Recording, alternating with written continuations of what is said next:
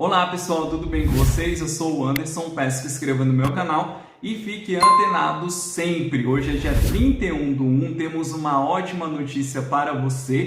Baleia Rossi promete pautar imediatamente retorno do auxílio emergencial. Candidato à presidência da Câmara, o deputado do MTB assumiu o compromisso após receber proposta da bancada do Cidadania para que o benefício seja retomado com valor mínimo de R$ 300. Ou seja, se o deputado Baleia Rossi vencer a presidência da Câmara dos Deputados, ele prometeu que imediatamente vai pautar a discussão para o retorno do auxílio emergencial. Com isso, os deputados poderão discutir e também votar para uma possível prorrogação do auxílio emergencial. Estamos na expectativa nessa semana, amanhã é dia 1º de fevereiro, está prevista aí a votação para a presidência da Câmara dos Deputados. O nosso canal vai ficar atento a todas as informações que acontecerem em Brasília,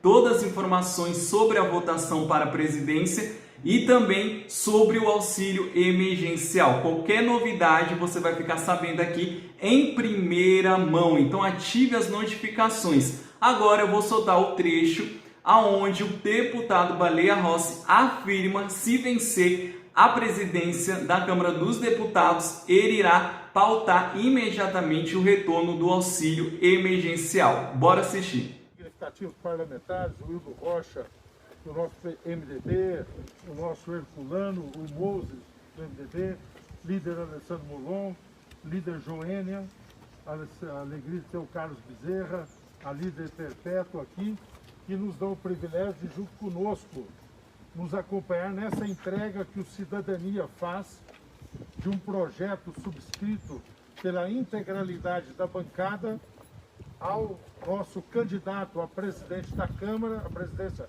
da Câmara, o deputado Baleia Rossi. O privilégio de estarmos aqui com o nosso presidente nacional, Roberto Freire, que é uma referência, todos sabem, para a política, para o parlamento, para o país, do ponto de vista de integridade, de respeito à democracia, de respeito às instituições. A proposta que nós entregamos agora ao líder, ao nosso candidato Baleia Rossi, é uma proposta sobre o auxílio emergencial, né?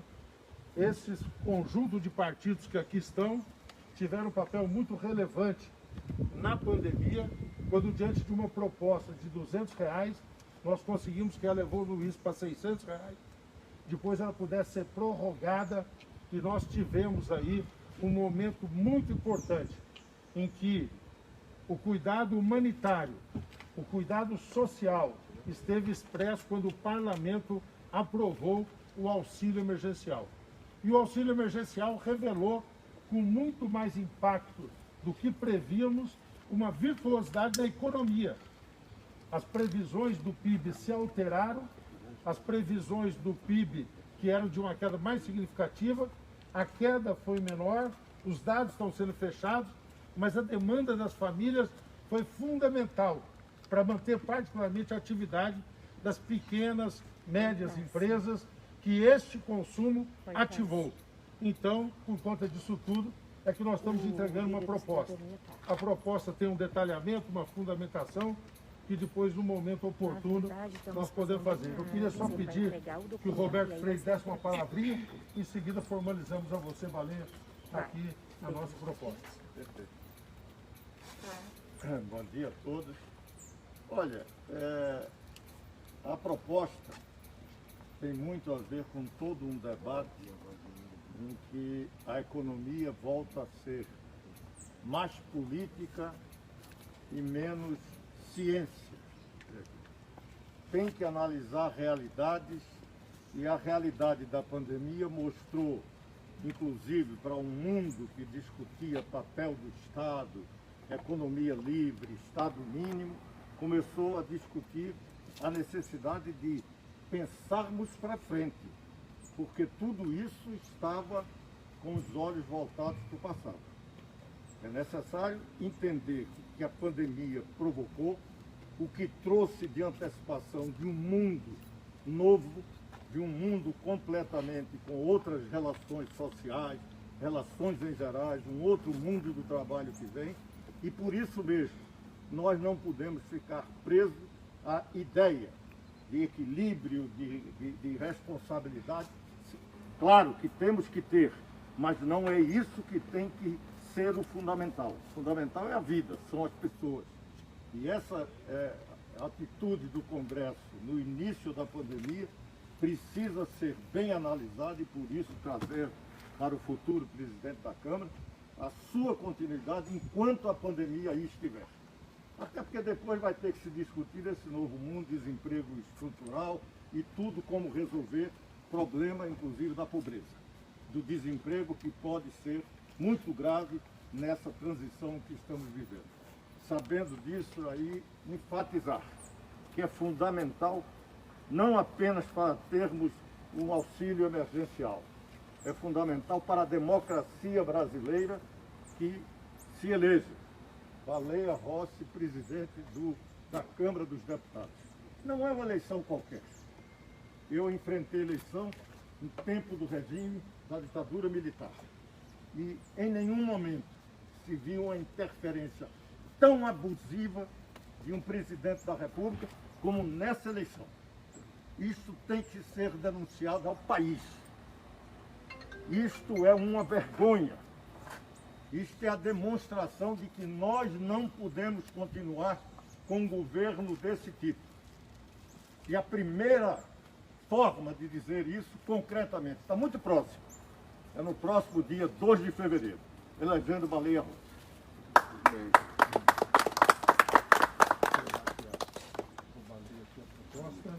Obrigado. Aí, presidente, viu? Devo também falar um pouquinho. Primeiro, agradecer a presença do presidente nacional do Cidadania, nosso amigo Roberto Freire, que é uma grande referência que nós temos na política, da boa política, de alguém que se dedicou a sua vida inteira em defesa da democracia, com lisura, com respeito à atividade política. Então, para mim é um privilégio poder recebê-lo aqui. O nosso líder é Arnaldo Jardim, que da mesma forma é um dos parlamentares mais respeitados do nosso parlamento. Saudar o deputado Herculano, o deputado Hildo Rocha, o deputado Moses, nosso líder Molon, que é do PSB e tem feito junto com o Siqueira também um belíssimo trabalho de compreensão que essa é uma eleição que tem muita importância para o futuro do nosso país. Líder Joênia, líder Perpétua, também nosso governador e deputado Carlos Bezerra. Dizer que fico extremamente feliz como candidato à presidência da Câmara dos Deputados de receber das mãos do presidente nacional do Cidadania e do nosso líder um projeto que visa olhar para os vulneráveis. Nós, quando lançamos nossa candidatura à presidência da Câmara dos Deputados, levantamos a importância de um auxílio emergencial, reforço do Bolsa Família, um olhar para a área social, porque entendemos que um governo que não olha para os seus miseráveis não tem sensibilidade.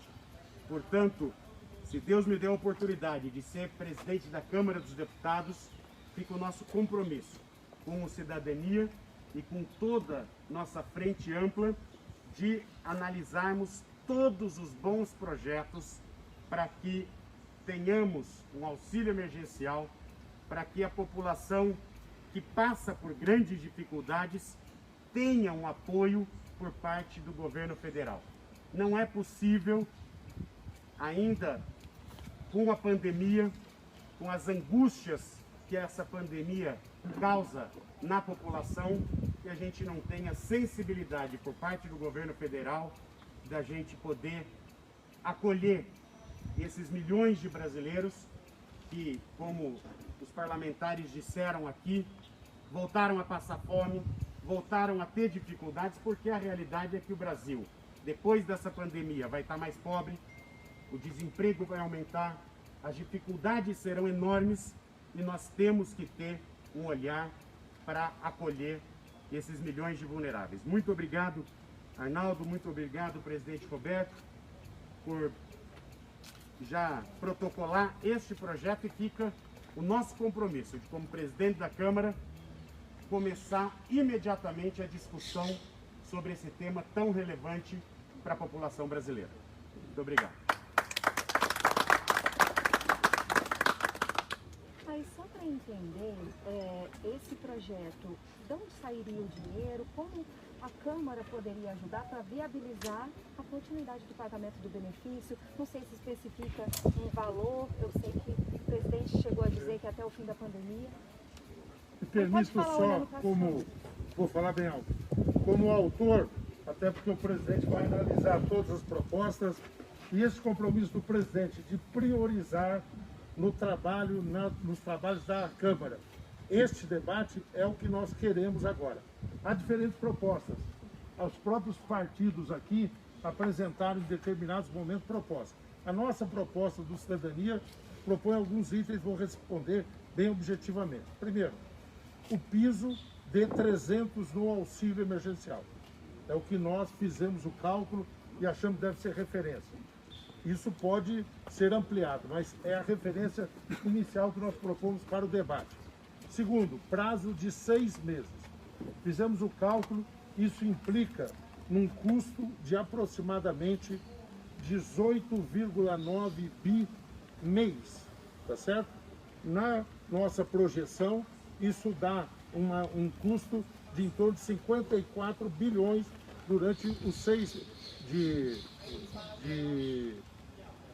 114 bilhões durante os 6 meses, tá certo? Nós achamos que isso deve ser adotado da mesma forma que foi o auxílio anterior, por crédito extraordinário. Não implica no teto de gastos. E propomos também algumas referências para reorganizar a chamada lista dos atendidos para aquele refinamento que a própria realidade estabeleceu. Então essas são as premissas da proposta que nós submetemos ao presidente e ao conjunto dos líderes para estar incluído no debate que se fará. Tá certo. Agora, para o senhor, como é que está sendo essa reta final? Muitos encontros ainda para conquista de votos, é possível? Isso o senhor está confiante aí numa vitória? Muito confiante, estou conversando com cada um dos parlamentares com humildade, mas mostrando a importância de termos uma Câmara independente, uma Câmara autônoma. Hoje, a defesa da democracia é algo muito cara aos partidos que se uniram, são 12 partidos que defendem a nossa democracia, defendem as nossas instituições. Infelizmente, o nosso adversário flerta com grupos radicais e extremistas que há pouco tempo pregavam o fim e o fechamento do Congresso Nacional, fizeram manifestações esdrúxulas na frente do Supremo, atacando as nossas instituições. Portanto, entendo que a nossa vitória, e não é uma vitória pessoal, é uma vitória de uma causa, significa a defesa da nossa democracia, das nossas instituições, da ciência.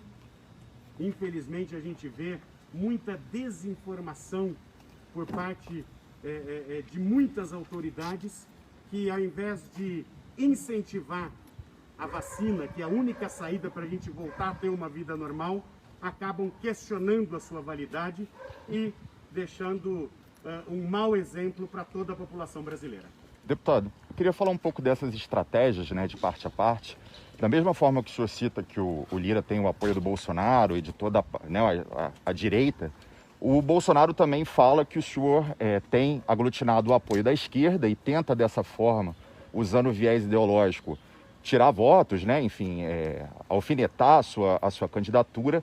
E também ele tem repetido sistematicamente que o Rodrigo Maia, né, que acaba sendo o articulador aí da sua candidatura, ele é um trava-pauta, ele não colocou os projetos do governo para que fossem votados e analisados pelo Congresso. Como é que o senhor percebe essa estratégia que o presidente Bolsonaro tem utilizado e tem tentado, enfim, colocar a sua candidatura como uma espécie de trava-pauta?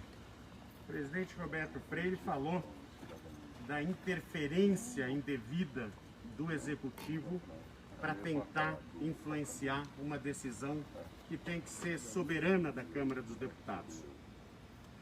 Vejo com muita preocupação essa tentativa de atrair os parlamentares com cargos, com emendas, e falo isso com muita tranquilidade porque cabe ao parlamentar legislar, fiscalizar o Executivo e representar a sua base. Eu não sou contra as emendas, mas a crítica que nós fazemos é que nós não estamos tendo uma tentativa de criar uma base parlamentar com uma agenda, e sim, simplesmente cooptar parlamentares para eleger o presidente da Câmara dos Deputados, interferindo em outro poder. A nossa candidatura não é uma candidatura de oposição, é uma candidatura que defende a Câmara livre, a Câmara independente, a Câmara autônoma, que possa contribuir com uma agenda de Brasil. Se nós pegarmos o grande projeto estruturante que foi votado nesses 2 anos, foi a reforma da Previdência. Fundamental e vital para o país. Só foi possível graças à independência da Câmara dos Deputados e o trabalho de todos os parlamentares. Portanto, nós vamos ganhar a eleição, nós temos essa convicção, o apoio dos parlamentares para isso, e vamos trabalhar numa agenda de recuperação econômica, de superação de pandemia e de um olhar especial para a área social, que é o mínimo que se espera de um governo que possa ajudar a população.